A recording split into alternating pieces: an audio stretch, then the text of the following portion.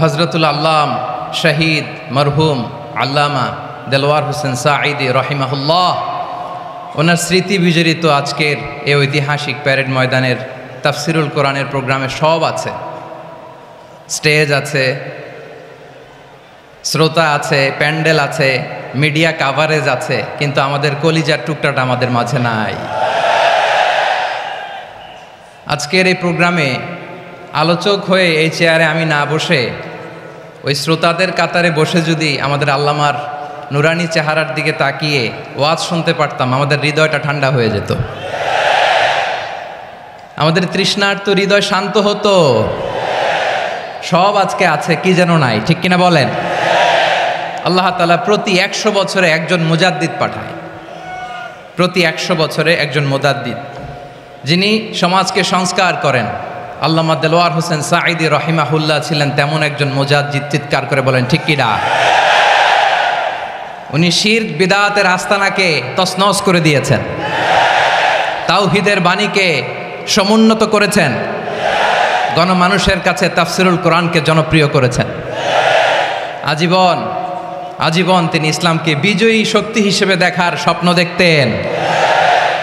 এত প্রাঞ্জল ভাষা, এত চমৎকার আধুনিক প্রেজেন্টেশন, গণমানুষের কাছে কোরআনের তাফসিরকে এভাবে জনপ্রিয় করে তোলার মতো ব্যক্তিত্ব আল্লামা সাঈদী ছাড়া দ্বিতীয় কেউ এই বাংলার ভূখণ্ডে নাই।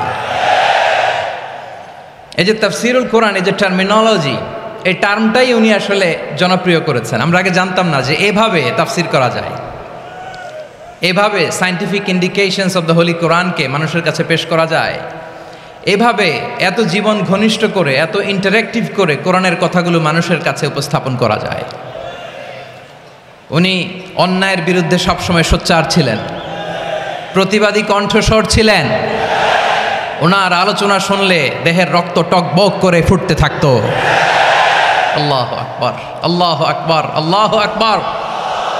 He was a strong mouthpiece of Islamic revivalism. Islamic জাগরণের স্ট্রং মাউথপিস ছিলেন আল্লামা সাঈদী রাহিমাহুল্লাহ। অনেক দোয়া পেয়েছেন, আমরা পড়েছি, এমন জীবন তুমি করিবে গঠন, মরণে হাসিবে তুমি, কাঁদিবে ভুবন। গোটা বিশ্বকে তিনি কাঁদিয়েছেন। আল্লামা যখন ইন্তেকাল করলেন, আমি তখন মালয়েশিয়া থেকে যুক্তরাষ্ট্রে একটা কনফারেন্সে যোগ দিতে যাচ্ছি, কাতার এয়ারলাইন্সে। মালয়েশিয়া থেকে দোহাতে নামলাম। দোহায় যখন আমার ট্রানজিট, তখন শুনতে পেলাম যে আল্লামা বিদায় নিয়েছেন।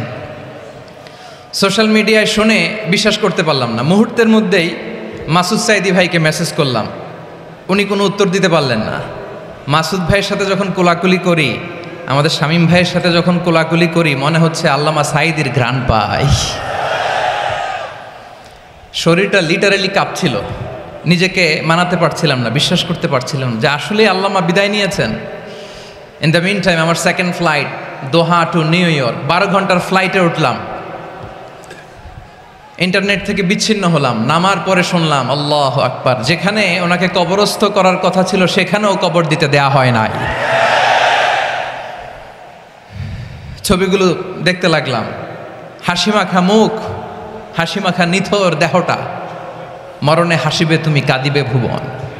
From east to west, from north to south, the entire globe, গোটা বিশ্ব ওনার জন্য কেঁদেছে, গোটা বিশ্ব কেঁদেছে। কাবার গিলাফ ধরে ধরে মানুষ চিৎকার করেছে। এর চেয়ে শ্রেষ্ঠ মৃত্যুকার হতে পারে? আমাদের আল্লামার আর কি পাওয়ার ছিল বলেন? আর কি পাওয়ার ছিল? কুল্লু নাফসিন যায়িকাতুল মাউত, যারাই দুনিয়াতে আসবে তারা ইন্তেকাল করবে, এটা আমরা মেনে নেই, এটা আমরা জানি। কিন্তু অবাক করা বিষয় হচ্ছে, আমরা আজও জানি না আমাদের আল্লামার মৃত্যু কি স্বাভাবিক হয়েছে নাকি এটা পরিকল্পিত মেডিকেল কিলিং ছিল। এটা যে পরিকল্পিত মেডিকেল কিলিং ছিল, এটা ধারণা করার পেছনে অনেক কারণ আছে। তিনি আধিপত্যবাদের বিরুদ্ধে সোচ্চার ছিলেন, ফ্যাসিবাদের বিরুদ্ধে সোচ্চার ছিলেন, রাজনৈতিক প্রতিহিংসার শিকার ছিলেন। এজন্য এটা মেডিকেল কিলিং হতে পারে এ ধারণা আমরা করতেই পারি। আওয়াজ করে বলেন ঠিক কিনা?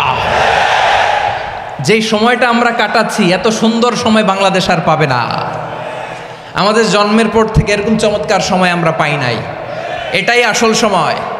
আমরা ইন্টারিম গভর্নমেন্টের কাছে দাবি জানাই, উচ্চতর তদন্ত কমিটি করে এটা কি হত্যাকাণ্ড ছিল নাকি স্বাভাবিক মৃত্যু ছিল, এই রিপোর্ট গণমানুষের কাছে প্রচার করে জানাতে হবে। এই দাবির সাথে কি সবাই আপনারা একমত? কারা কারা একমত হাত তুলে দেখান।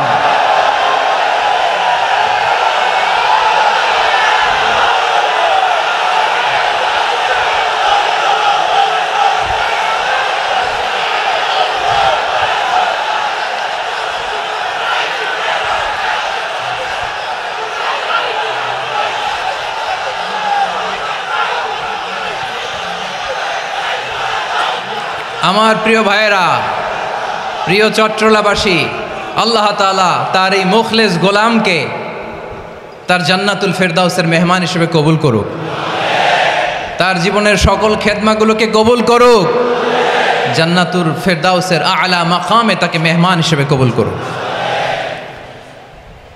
আল্লামা শহীদ দেলোয়ার হোসেন সাঈদ রাহিমাহুল্লাহ, উনি ছাড়াও এই ঐতিহাসিক ময়দানে কথা বলেছেন আল্লামা লুৎফুর রহমান রাহিমাহুল্লাহ, চলে গিয়েছেন আমাদেরকে ছেড়ে। তিনি বলতেন, ইনশাল্লাহ মিজান আবার আসবে।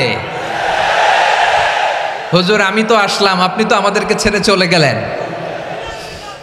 আল্লাহু আকবার, আল্লাহু আকবার, আল্লাহু আকবার। গলায় কোনো সুর ছিল না, সুর দিয়ে কথা বলতেন না, কিন্তু এত চমৎকার শব্দের বুনন, এত চমৎকার প্রেজেন্টেশন, এত চমৎকারভাবে ঐতিহাসিক বর্ণনাগুলো তিনি উপস্থাপন করতেন। মন্ত্রমুগ্ধ হয়ে আমরা আল্লামা লুৎফুর রহমানের কথা শুনেছি। আমরা হযরতুল আল্লাম লুৎফুর রহমান রাহিমাহুল্লাহর জন্য এই বিশাল ময়দান থেকে দোয়া করছি, আল্লাহ তাআলা তুমি তোমার এই খাদেমকে জান্নাতের মেহমান হিসেবে কবুল করে নাও। আরও অনেক আল্লামারা এখানে কথা বলেছেন, বিশেষ করে বাইতুল শরফের মরহুম পীর সাহেব হুজুর থেকে শুরু করে আরও যারা যারা তারকাতুল্য ওলামায়ে কেরাম এই চট্টগ্রামের ময়দানে কথা বলেছেন, আলো ছড়িয়েছেন। আমরা এই লক্ষ লক্ষ তাওহীদি জনতাকে নিয়ে তাদের জন্য দোয়া করছি, আল্লাহ তাআলা ওনাদের জীবনের সকল ভুল ত্রুটি ক্ষমা করে দিয়ে তাদেরকে জান্নাতুল ফেরদাউসের মেহমান বানিয়ে নিক।